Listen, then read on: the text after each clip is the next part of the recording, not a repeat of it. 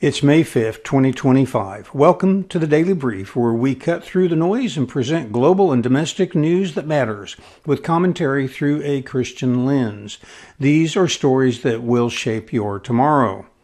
Our focus today will be on Europe, the Ukraine, the Middle East, China, the Western Pacific, and the United States. Let's start with European politics, where events are driven by immigration-related pressures. First, the United Kingdom. Nigel Farage's Reform UK party has disrupted the United Kingdom's traditional two-party system by securing over 40% of local council seats in recent elections, including key mayoral victories in Greater Lincolnshire and Hull East Yorkshire. The party's populist platform, focusing on immigration control and reducing public spending, has attracted disillusioned voters from both Labour and Conservative bases. This surge has prompted internal crises within both parties, with Conservative leader Kemi Badenoch acknowledging significant losses and Labour forcing unexpected defeats in traditional strongholds like Runcorn and Helsby. Now on to Germany. In Germany, Friedrich Merz of the Christian Democratic Union, the CDU, is poised to become the next chancellor, leading a black-red coalition. Merz's pro-Atlantic stance and commitment to fiscal reforms have garnered attention from international partners who anticipate a more proactive German role in NATO and European affairs. His policy shifts are being compared to Gerhard Schroeder's transformative Agenda 2010, indicating potential significant reforms despite his conservative roots. Now turning our attention to the Ukraine. Ukrainian forces have launched attacks on Russia's western Kursk region, employing missiles and specialized vehicles to breach border defenses.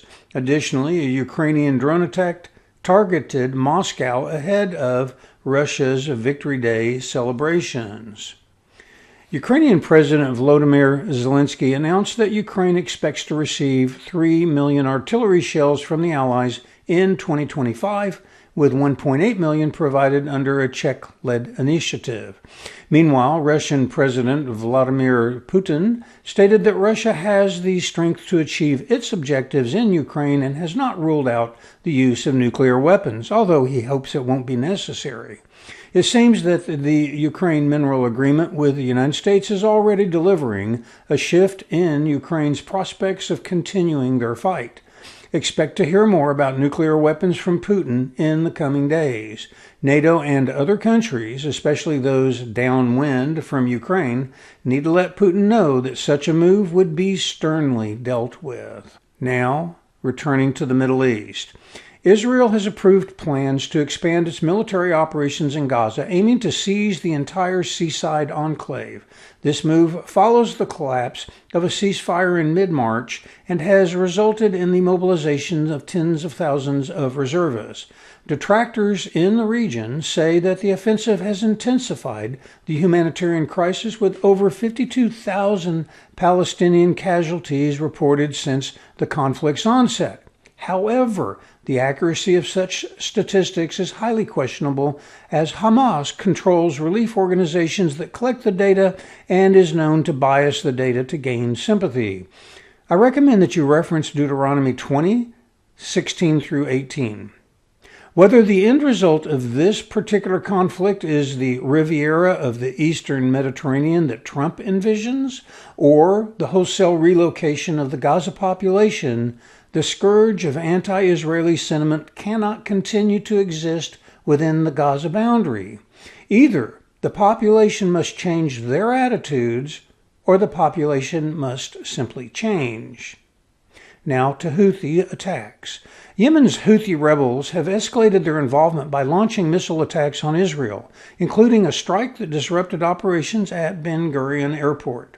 These actions have prompted retaliatory airstrikes from the United States, the United Kingdom, and Israel on Houthi positions in Yemen, further heightening regional tensions. It is time that the Houthi supporters feel the consequences directly for their support. By the way, why are we still calling them the Houthi rebels? They seem to be the most powerful military force in Yemen, and they're acting as a governmental body. Why not simply refer to them as the Yemen military and put the onus on the nation of Yemen to do something. Now let's turn our attention to China. China has conducted extensive military exercises around Taiwan, signaling a potential blockade strategy. These drills have raised concerns about China's intentions and the possibility of escalating tensions in the Taiwan Strait. The real question is, when will China conduct a military exercise that suddenly becomes an actual attack?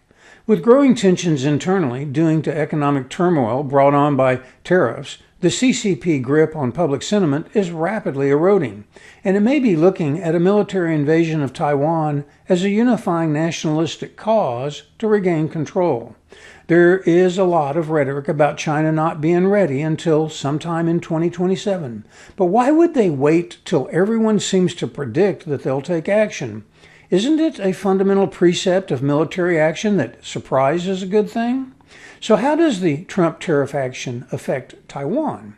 Trump fundamentally knows that taking steam out of China's economy removes both economic and political support for the CCP, which makes it much harder for the CCP to continue and ramp up their aggressive ambitions.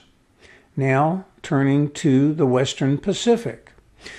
The United States, along with allies such as Japan and Australia, has increased military activities in the Western Pacific.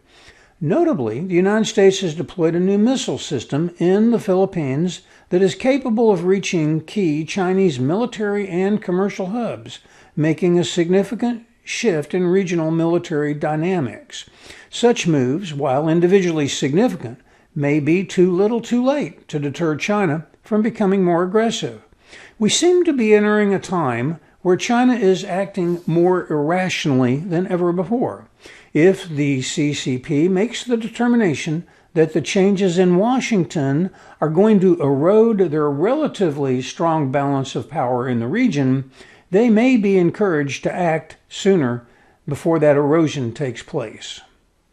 Now returning our attention to the United States. President Trump has recently expressed skepticism about the feasibility of brokering a peace deal between Ukraine and Russia, acknowledging the deep-seated animosity between the two nations. Despite his previous assertions of being able to swiftly end the war, he conceded that achieving peace may be more challenging than anticipated.